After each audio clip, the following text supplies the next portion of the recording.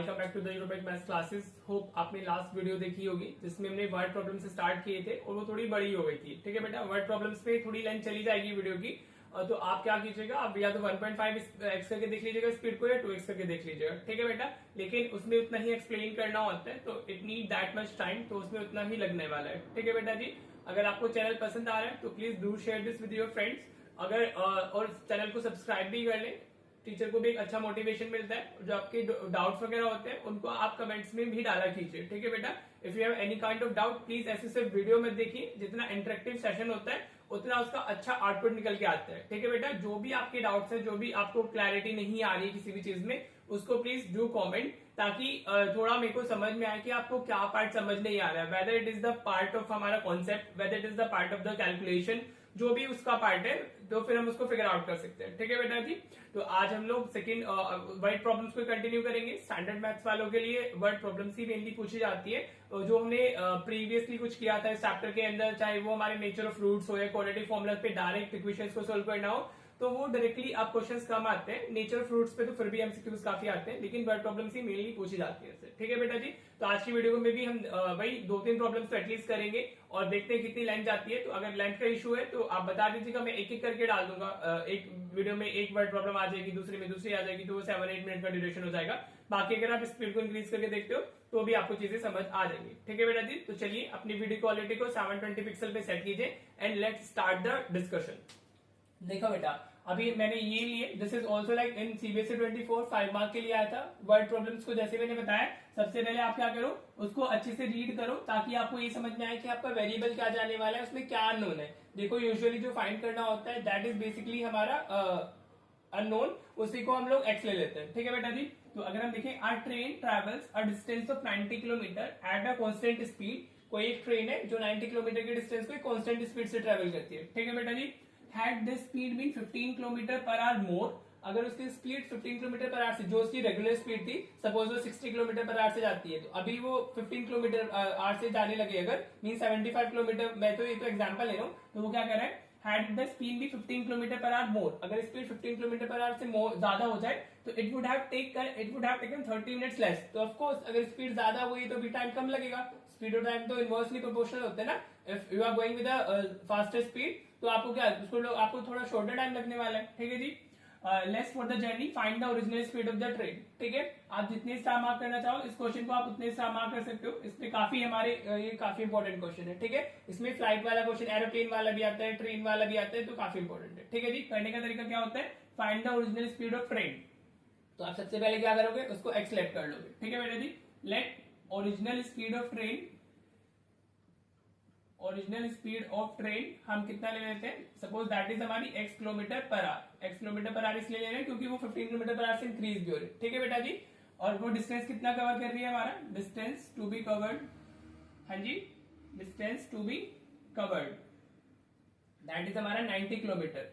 ठीक है बेटा, उसने इतना डिस्टेंस कवर करना है। ठीक है, तो अगर वो x स्पीड से जा रही है और 90 किलोमीटर ट्रेवल करती है तो उसने कितना टाइम लगा होगा। देखो हमें क्वेश्चन में टाइम डिफरेंस गिवन होता है। ठीक है, तो आपको ओरिजिनल टाइम और फिर जो न्यू टाइम होता है, अगर स्पीड इंक्रीज हुई है डिक्रीज हुई है, इसमें इंक्रीज हो रही है और डिक्रीज भी हो सकती है। ठीक है जी, तो आपको दोनों टाइम पता होने चाहिए ताकि आप उनका डिफरेंस ले सको, और क्योंकि इसमें मोस्टली आपको टाइम डिफरेंस ही पता होता है। ठीक है जी, तो अगर मैं यहां से लिखूं टाइम टेकन, हाँ जी, तो टाइम टेकन मेरा क्या होगा, that is distance upon time होता है। Time is what, sorry, distance upon speed. ठीक है जी, टाइम हमारा क्या होता है, डिस्टेंस अपॉन स्पीड। फिजिक्स में पढ़ते हैं हम लोग, तो डिस्टेंस हमें कितना ट्रेवल करना है, दैट इज 90, और हमारी स्पीड कितनी है, x kilometre per our.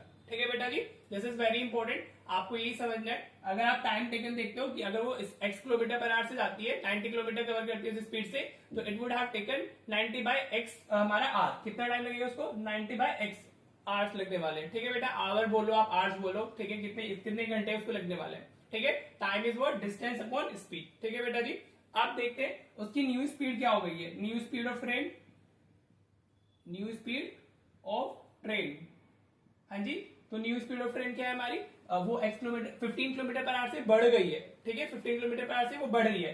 Had it been the speed been 15 kilometre per hour more दिया हुआ है। ठीक है बेटा जी, तो अभी वो इनिशियली x से जा रही थी, तो अभी वो 15 इसमें हम ऐड कर देंगे, this is the new speed.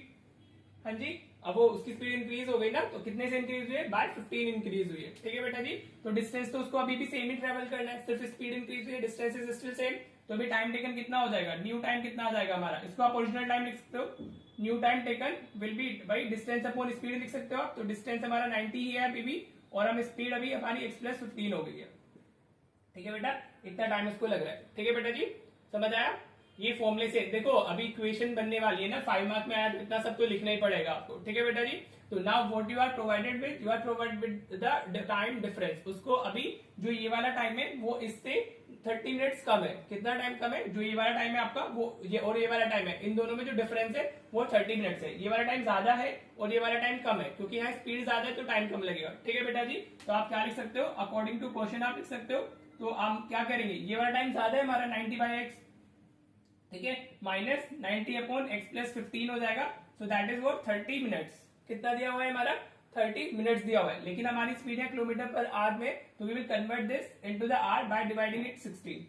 ठीक है बेटा जी, हमने इसको 60 से डिवाइड क्यों किया, जो टाइम दिया हुआ है that is in the minutes, तो हम उसको आवर्स में कन्वर्ट करेंगे या आवर्स में कन्वर्ट करेंगे बाय डिवाइडिंग इट 60। ठीक है बेटा जी, 1 आवर में 60 मिनट्स होती है ना, तो 1 मिनट में 1/60 आवर हो गए, तो 30 मिनट्स में 30/60, और 30 मिनट्स में हाफ एन आवर हो जाता है। ठीक है बेटा जी, होप आपको ये क्लियर हो गया होगा।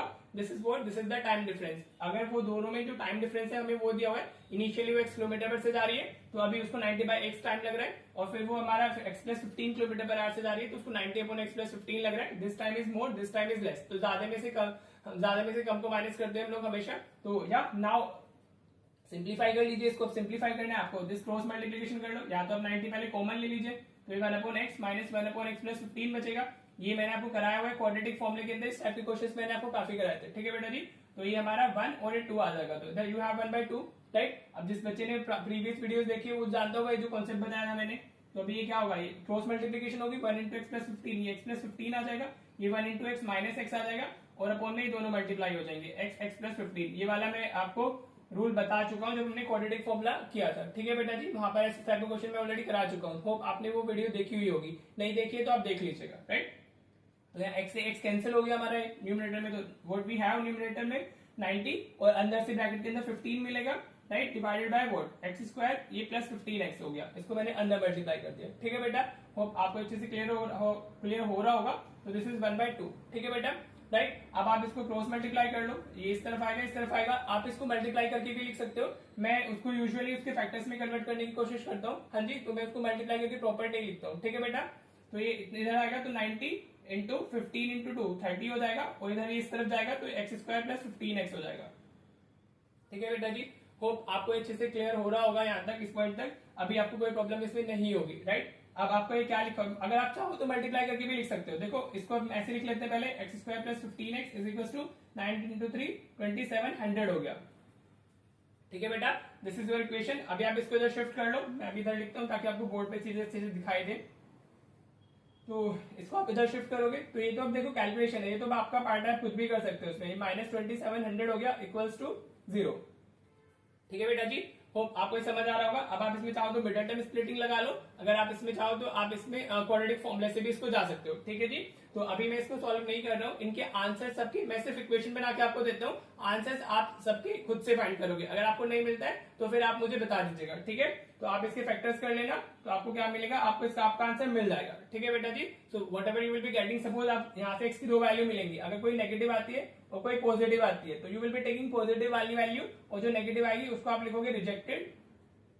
ठीक है, as x can never be, as speed can not be negative, speed can not be negative, आपको मिलेगी एक वैल्यू नेगेटिव ही मिलेगी, that's why I am writing this. ये सॉल्व आपको खुद करनी है, x की वैल्यूज आपकी खुद निकालनी है, एक नेगेटिव आएगी और एक पॉजिटिव आएगी। तो जो नेगेटिव वाली होगी you will be writing rejected as speed can not be negative.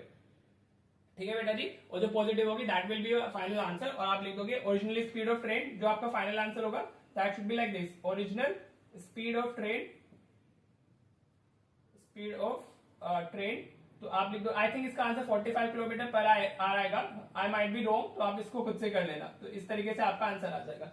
ठीक है बेटा जी, होप आपको अच्छे से क्लियर हो गया होगा, ये आप खुद से फाइंड करेंगे, and you I am not sure कि इसका 45 है, हम इसको सॉल्व करेंगे तो मिल जाएगा, राइट। आप कमेंट बॉक्स में डालिएगा, then I will be checking कि आपका सही है कि नहीं है। ठीक है बेटा जी, तो इस तरीके से इस क्वेश्चन को करना है, this is very very very important. ठीक है, होप आपको अच्छे से क्लियर हो गया होगा। चलिए अब देखते हैं फर्दर एक दो क्वेश्चन और। स्टैंडर्ड के पेपर में आए 5 मार्क की वेटेज थी, कितना इजी क्वेश्चन है, राइट। देखो वर्ड प्रॉब्लम्स के लिए आपको थोड़ी इंग्लिश तो अच्छी होनी चाहिए। अगर आपको इंग्लिश अच्छी है तो ही आप वर्ड प्रॉब्लम्स को इंटरप्रेट कर पाते हो, अगर इंग्लिश अच्छी नहीं है तो फिर थोड़ा मुश्किल हो जाता है। ठीक है बेटा, तो चलिए देखते हैं इसमें हमें कैसे करना है। क्या क्वेश्चन था हमारा, the side of a square exceeds the side of another square. हमारे पास में दो स्क्वायर्स है, एक की साइड दूसरे से कितनी बाय 4 सेंटीमीटर, कितना सेंटीमीटर ज्यादा है। हमारा दो स्क्वायर है जिसमें एक की जो साइड है वो दूसरे से 4 सेंटीमीटर ज्यादा है। ठीक है, एक्सीड्स का मतलब ज्यादा होना। ठीक है, साथ में क्या दिया हुआ है, and the sum of the areas of two squares is 400 centimetre square. देखो कितना इजी क्वेश्चन है, इससे क्या ही हो सकता है इजी। हाँ जी, एरिया ऑफ स्क्वायर क्या होता है, साइड का स्क्वायर ही होता है ना। ठीक है जी, तो आपको find the side of the square, दोनों स्क्वायर की साइड बतानी है। ठीक है, तो आप क्या करोगे, लेट, अगर हम लेट करते हैं साइड ऑफ वन स्क्वायर, हाँ जी, साइड ऑफ वन स्क्वायर, अगर आप उसको x ले लेते हो, हाँ जी, सपोज आपने एक स्क्वायर की साइड को x लिया है, तो साइड ऑफ अनदर स्क्वायर क्या हो जाएगी हमारी, साइड ऑफ अनदर स्क्वायर, हाँ जी, वो कितना ज्यादा है दूसरे की, 4 सेंटीमीटर ज्यादा है। ठीक है बेटा, वो फर्स्ट लाइन में दिया हुआ है ना, the side of a square exceeds the side of another square by 4 centimetre. ठीक है, तो अगर आपने एक की x लिए तो दूसरे की x प्लस 4 सेंटीमीटर हो जाएगी। ठीक है, होप आपको ये क्लियर हो गया होगा। अगर आपको ये समझ में आ गया तो फिर इस क्वेश्चन में कुछ नहीं है, literally this is very easy question for 5 marks. 24 का पेपर फिर भी बहुत इजी आया था। ठीक है बेटा, लेकिन क्या रिपीट हो जाए, यू नेवर नो ना, तो आपको हर एक क्वेश्चन को अच्छे से करना है और थोड़ा क्लैरिटी भी मिल जाती है कि उसमें क्या क्या हमारा हो रहा है। ठीक है जी, तो चलिए अगर हम वो लिखते हैं अकॉर्डिंग टू क्वेश्चन लिखते हैं, तो वो क्या दिया हुआ है मेरे, हाँ जी, सम ऑफ द एरियाज, आप ऐसे लिख लेना, sum of areas of two square, areas of two squares is equal to में कितना दिया हुआ है, दैट इज 400 सेंटीमीटर स्क्वायर। ठीक है बेटा जी, राइट। अब एरिया ऑफ स्क्वायर क्या होता है, साइड का स्क्वायर होता है, तो फर्स्ट स्क्वायर की अगर हम बात करेंगे तो एक्स का स्क्वायर आ जाएगा।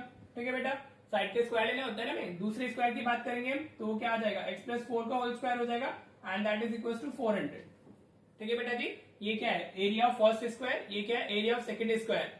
समझ आ रहा है, उनका दोनों का जो सम है दैट इज 400 सेंटीमीटर स्क्वायर। ठीक है, बस अब इसको सिंप्लीफाई करना है, कॉन्सेप्ट इतना ही था, अब तो कैलकुलेशन है। आप साइड में लिख देना, बिकॉज एरिया ऑफ स्क्वायर वो आपको फॉर्मूला वगैरह भी लिखने होते हैं, area of square is equal to side square, आप ऐसे डाल देना। ठीक है बेटा जी, ये भी जरूरी होता है प्रेजेंटेशन में, बिकॉज इट्स अ 5 मार्क का क्वेश्चन ना, तो अगर आप छोटी छोटी चीजें नहीं स्पेसिफाई करोगे तो आपका फिर गलत हो सकता है। ठीक है जी, बस आप तो इजी है, इसमें ये तो एक्स का स्क्वायर तो एक्स स्क्वायर ही होगा, राइट। इसको हम ओपन करेंगे using the identity, x plus 4 का होल स्क्वायर क्या होगा हमारा, एक्स का स्क्वायर प्लस 4 का square plus 2 into x into 4 होगा, दैट इज इक्वल टू 400। हाँ जी, ये कहां से है हमारा, बिकॉज ए प्लस बी का होल स्क्वायर क्या होता है हमारा, that is a square plus b square plus 2ab। इस तरीके से चीजें स्पेसिफाई कर देनी चाहिए क्योंकि उसकी वेटेज अच्छी खासी है। ठीक है बेटा जी, राइट। तो अभी क्या हो गया, x square plus x square, तो ये तो ऐड होकर के 2x स्क्वायर मिल जाएगा आपको। हाँ जी बेटा, समझ आ रहा है, प्लस 4 का स्क्वायर 16 होगा और प्लस ये 2 इंटू 4 8x हो जाएगा, इक्वल्स टू 400 हो गया। ठीक है बेटा जी, अब 400 को इधर शिफ्ट कर लो आप, तो ये 2x स्क्वायर लिखा हुआ है प्लस 8x, हाँ जी, और साथ में प्लस 16 लिखा हुआ है, 400 इधर शिफ्ट होगा तो माइनस 400 हो जाएगा, इक्वल्स में 0 आ गया। ठीक है बेटा जी, होप अब तो कैलकुलेशन चल रही है, आपको अच्छे से क्लियर हो रहा होगा। दिस इज व्हाट 8x, इसको माइनस करेंगे तो हमें कितना मिलेगा, this will be like 384 equals to 0 हो जाएगा। 400 माइनस 16 इज व्हाट 384 ना, now you can take 2 common, तो आपको कितना मिलेगा, x square plus 4x minus 192 मिल जाएगा, इक्वल्स टू 0। ठीक है बेटा जी, होप आपको भी तो अब तो कैलकुलेशन है, जिसमें इस कैलकुलेशन में जिसको प्रॉब्लम है वो कमेंट जरूर करे। ठीक है बेटा, अब 2 उधर जाके 0 हो जाएगा, 2 को अगर हम इधर शिफ्ट करते हैं 0 डिवाइडेड बाय 2 वो क्या होगा, 0 ही होगा ना। और वैसे भी मैंने आपको बताया हुआ है जो ब्रैकेट वाला पार्ट होता है उसको हम इक्वल्स टू 0 डाल देते हैं सिर्फ। ठीक है बेटा जी, क्लियर। आप you can go for the middle term splitting और you can also use the हमारा क्वाड्रेटिक फॉर्मूला जिसमें आपको कंफर्टेबल हो। ठीक है बेटा जी, यूजुअली वर्ड प्रॉब्लम्स में मिडिल टर्म स्प्लिटिंग इजीली लग जाती है, तो you can go for the middle term splitting. ठीक है, अब हमें 192 के ऐसे फैक्टर्स देखने जिससे हमें क्या मिल जाए जिनका डिफरेंस हमें 4 दे दे। ठीक है बेटा जी, तो आप उसके लिए क्या करोगे, this is the rough part, उसको आपको नहीं करना है, तो 192 का फैक्टराइजेशन कर लो, तो ये कितना आएगा, 96 आ जाएगा, 4 8 आ गया, then you will have 24, then you will have 12, और फिर उसके बाद आपको मिलेगा 6, फिर यू विल बी गेटिंग 3, और ये 3 मिला गया आपको यहाँ से। ठीक है जी, तो नाउ अब आप इसमें से वो देखो कि इसके मल्टीपल्स बना फैक्टर्स देखो, तो 2 इंटू 2 इंटू 2 4 8 इंटू 2 ये 16 आ रहा है यहाँ से, और ये 2 इंटू 2 4 ये कितना आ रहा है 12 आ रहा है। ठीक है बेटा जी, वो तो सीधे ऐसे ही बन गया है हमारा ऊपर नीचे से लेने पे, लेकिन फिर आपको वो देखना होगा, ठीक है। तो 16 इंटू 12 इज वॉट 192, और इन दोनों का जो डिफरेंस है हमारा दैट इज 4, ठीक है बेटा। तो हम इस 4x को क्या लिख सकते हैं, we can write this x square plus 16x और माइनस 12x लिखेंगे हम लोग, माइनस 192 इक्वल्स टू 0 आ गया, ठीक है बेटा।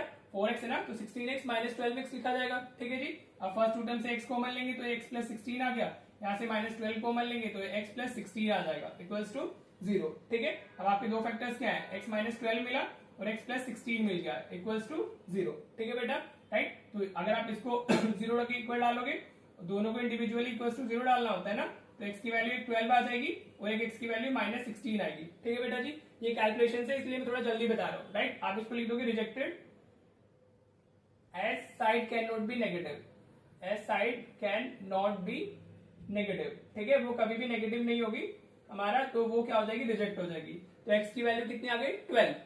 एंड वन मोर थिंग, बहुत से बच्चे सोचते हैं सिर्फ x फाइंड करना है और वो इस क्वेश्चन को इधर ही एंड कर देते हैं, बट क्वेश्चन में आपसे साइड्स ऑफ स्क्वायर पूछा है, ठीक है बेटा जी। तो ये answer should be side of one square, आप ऐसे लिख दो ना, साइड ऑफ वन स्क्वायर हम लिख रहे हैं, तो दैट इज व्हाट, एक तो हो जाएगी हमारी 12 सेंटीमीटर होगी एक की, तो ठीक है बेटा। और side of another square, side of another square आपको नीचे लिखना है, ठीक है, वो आपको बोर्ड के नीचे दिखेगा नहीं, इसलिए मैं साइड में लिख रहा हूँ। साइड ऑफ अनदर स्क्वायर हमारा क्या हो जाएगा, दैट विल बी वो x प्लस 4 है ना, तो 12 प्लस 4 16 सेंटीमीटर हो जाएगा, तो this should be your answer, ठीक है। आप इस तरीके से नीचे बॉक्स में लिख करके आओगे, साइड ऑफ स्क्वायर्स ऐसे भी लिख सकते हो, side of squares are 12 centimetre and 16 centimetre, ठीक है बेटा जी। होप आपको अच्छे से क्लियर हो गया होगा। देखो 5 मार्क के लिए कितना इजी क्वेश्चन था, राइट। चलो अभी एक क्वेश्चन और देखते हैं, फिर हम इस वीडियो को एंड करेंगे। आई अंडरस्टैंड की वीडियो की लेंथ थोड़ी लंबी हो जा रही है, लेकिन एटलीस्ट एक वीडियो में एटलीस्ट 3 क्वेश्चन तो होना बहुत जरूरी है, ठीक है बेटा जी। तो चलिए देखते हैं नेक्स्ट क्वेश्चन को। बेटा ये 3 मार्क के लिए आया था 24 स्टैंडर्ड के पेपर में। क्वेश्चंस वर्ड प्रॉब्लम्स मुश्किल नहीं होती है, आपको सिर्फ एक बार क्लियर होना चाहिए कि आपको गिवन क्या और आपने फाइंड क्या करना है, राइट। तो चलिए पढ़ते हैं। A dealer sells an article for ₹75 and gains as much as percent as the cost price of the article. Find the cost price of the article. ठीक है बेटा जी। तो आपको सबसे पहले क्या गिवन है, एसपी ऑफ आर्टिकल लिख सकते हो आप, सेलिंग प्राइस ऑफ आर्टिकल कितना है हमारा, ठीक है, दैट इज हमारा 75 रुपीज, राइट बेटा जी, क्लियर। अब गेन परसेंट उसकी कितनी है हमारी, that is equal to the cost price of the article. वो कॉस्ट प्राइस तो हमें नहीं पता है, उसने बोला ना find the cost price of the article, right. तो जिसके साथ में फाइंड लगाओ वो तो हमारा एक होने ही वाला है। तो आप सबसे पहले क्या करोगे, let cost price of article को हम क्या ले लेते हैं, कॉस्ट प्राइस को आप सीपी भी लिख सकते हो, सीपी ऑफ आर्टिकल हमारा कितना होगा, दैट इज हमारा लाइक हमने इसको x रुपीज ले लिया, राइट बेटा जी, हमने क्या लिया है x रुपीज लिया है, ठीक है बेटा जी। तो हमारा जो गेन परसेंट है, हमारा gain percent is what, that will become x%, ठीक है बेटा। इसको समझो, वो कितना हो जाएगा हमारा x% हो जाएगा। उसने बोला ना and gains as much percent as the cost price of the article, जितनी उसकी कॉस्ट प्राइस है उतनी ही परसेंट उसको क्या हो रहा है, उसको गेन हो रहा है, ठीक है बेटा जी, दैट जी। तो अब you know what is this gain percent. अगर आपको यहाँ से गेन चाहिए, ठीक है, गेन मतलब इन हमारा टर्म्स ऑफ रुपीज, ये तो इन टर्म्स ऑफ परसेंटेज है, लेकिन अगर हमें टर्म्स ऑफ क्या चाहिए, इन टर्म्स ऑफ हमें रुपीज चाहिए, तो हम जितना परसेंट गेन होता है उसका उतना परसेंट सीपी पे फाइंड कर लेते हैं, ठीक है बेटा जी। तो हम यहाँ पे क्या लिखेंगे, गेन क्या होता है हमारा, गेन मैं से लिख देता हूँ परसेंट ऑफ सीपी होता है, ठीक है बेटा। देखो यहाँ गेन परसेंट मैंने लिखा है, this is what gain, this is in terms of rupees, ठीक है, समझ आया। तो वो कितना होगा हमारा, गेन परसेंट ऑफ सीपी होता है हमेशा, गेन हो या लॉस हो we counted that on the CP only, ठीक है जी। तो गेन परसेंट हमारा कितना है, दैट इज x%, ऑफ का मतलब इनटू होता है, सीपी हमारा कितना हो गया, x हो गया, ठीक है बेटा। तो x% को अगर आप कन्वर्ट करते हो फ्रैक्शन में तो x/100 आ जाएगा, राइट, और इनटू x, तो ये क्या हो गया हमारा गेन x²/100 आ गया, ठीक है बेटा जी। जिस बच्चे को ये क्लियर हो गया होगा उसने इस क्वेश्चन को अच्छे से क्लियर लिया होगा, ठीक है बेटा जी।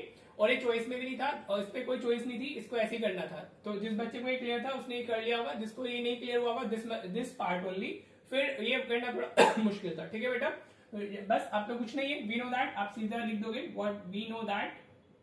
हाँ जी, जो हमारा सेलिंग प्राइस होता है वो कैसे आता है, अगर हम गेन प्लस एसपी करेंगे, गेन प्लस एसपी तो हमारा वो सॉरी गेन प्लस सीपी, ठीक है बेटा, तो हमारा वो एसपी बन जाएगा, ठीक है बेटा। अगर आपको प्रॉफिट हो रहा है तो आपको कुछ अमाउंट ऐड होके मिलेगा ना, उसमें जो गेन हो रहा है वो ऐड हो जाएगा, तो उन दोनों को अगर हम गेन को सीपी के साथ ऐड करेंगे तो हमारा एसपी बन जाता है, राइट। ये तो कंपेयरिंग क्वांटिटीज में 7th क्लास में पढ़ ही लेते हैं, ठीक है बेटा जी। तो गेन कितना है हमारा, that is x² upon 100, plus CP हमारा कितना है that we have taken as x और हमारा जो एसपी है दैट इज 75। ठीक है बेटा जी, अब इसके अपॉन में हम 1 डाल देते हैं। हाँ, क्रॉस मल्टीप्लीकेशन वाला वो कॉन्सेप्ट, तो x square plus 100x bye 100। ठीक है बेटा, जिस बच्चे को इस कॉन्सेप्ट में प्रॉब्लम है वो जरूर देख ले अपनी वीडियो। मैंने बताया था अगर हमारा a by b plus c by d होता है तो ऐसे वो क्रॉस मल्टीप्लाई होगा a into d plus b into c, upon में डिनोमिनेटर्स भी मल्टीप्लाई हो जाता है। ठीक है बेटा जी, तो ये इस तरह ये वाला कॉन्सेप्ट मैंने इधर लगाया। ठीक है, इक्वल्स में 75, अब 100 उधर शिफ्ट होगा तो हमें क्या मिलेगा एक्स स्क्वायर प्लस 100x। ये जो कैलकुलेशन पार्ट है इसमें तो आप खुद से भी कर सकते हो, जिस बच्चे को आता है उसको आप वो तो इजीली इसको कर ही सकता है। मेरा काम यहीं तक था। ठीक है बेटा, मैंने यहाँ तक डाला, after that it is only the calculation part. ठीक है बेटा जी, तो आप इसको भी शिफ्ट कर लीजिए, जिसको आता है उसके लिए बढ़िया है, जिसको नहीं आता है वो देख ले। Equals to 0। अब आपको 75 100 के क्या करना है, फैक्टर्स करने हैं। तो वी नो 15 हमारा इंटू 5 75 होता है, और हमने दोनों के साथ में क्या लगा दिए 0 0 लगा दिए। 15 इंटू 5 इज व्हाट 75 ना, और इसको दोनों में 0 लगाएंगे दोनों के साथ में तो 75 100 हो जाएगा। And you can see the difference of this is also 100। हाँ जी बेटा, हमें जो हमारा जो मिडिल टर्म है दैट इज 100 ना, तो हम इनका डिफरेंस भी 100 है। तो हमें क्या करना है 75 100 को इसी तरीके से स्प्लिट करना है। ये तो बहुत ही इजी था, राइट। तो हम इसको कैसे लिख सकते हैं, this is x square plus इसको हम 150x लिखेंगे, माइनस 50x आ जाएगा हमारा, माइनस 75 100 इक्वल्स टू 0। ठीक है जी, अब यहाँ से आप x कॉमन लोगे तो ये x प्लस 150 मिलेगा। इन दोनों से हमें माइनस 50 कॉमन लेना होगा, तो ये हमारा x प्लस 150 हो जाएगा इक्वल्स टू 0। ठीक है बेटा, ये दोनों टर्म्स हमेशा सेम ही बनती है, राइट। तो आपके दो फैक्टर्स क्या हो गए, x माइनस 50 मिल गया और x प्लस 150 मिल गया आपको इक्वल्स टू 0। अब एक बार आप इसको 0 डालोगे, इस बार एक बार इसको 0 डालोगे, तो यहाँ से 0 डालने पे x आपको 50 मिलेगा और यहाँ से x आपको कितना मिलेगा माइनस 50 मिलेगा। ठीक है बेटा, आपने इसको इक्वल टू 0 डालना, तो इधर या ऐसे सोचो ये इसको 0 कब बनेगा, ये जब हमारा x 50 होगा। ये वाला फैक्टर 0 कब बनेगा, जब x की वैल्यू माइनस 150 होगी। ठीक है बेटा जी, तो इसको आप लिख दोगे रिजेक्टेड, आपको ये सब लिखना होता है रिजेक्टेड। ठीक है, as CP can not be negative. अब एक किसी चीज को खरीदने जा रहे हो तो वो हमारा नेगेटिव थोड़ी ना हो जाएगा, CP can not be negative. ठीक है बेटा जी, आप किसी को खरीदने जा रहे हो और वो बोले कि भाई मुझसे और पैसे ले लो, हाँ जी, और तब आप इसको खरीद लो, ऐसे थोड़ी ना होता है, you have to pay for that ना। तो उसका मतलब CP can not be negative. What is the x हमारा आगे 50, और हमसे यही पूछे what was asked see cost price of the article, तो आप लिख दोगे cost price of the article. हमेशा एक्स पे नहीं छोड़ना है, मैं हर इसको क्वेश्चन में आपको बता रहा हूँ, इज इक्वल्स टू ₹50। ठीक है बेटा, अगर आप इसको इस तरीके से करके आते हैं तो आपको मिलेंगे पूरे 3 मार्क्स। ठीक है बेटा जी, होप आपको अच्छे से क्लियर हो गया होगा। ठीक है बेटा जी, वर्ड प्रॉब्लम इज समथिंग जो थोड़ा सा टीडियस होती है, बच्चों को प्रॉब्लम होती है वर्ड प्रॉब्लम्स में, तो आपको मैंने भी 6 वर्ड प्रॉब्लम्स करा दी है। ठीक है बेटा, अभी एक वर्ड प्रॉब्लम जो हमारे चैप्टर का रिवीजन होता है उसमें भी जाएगी।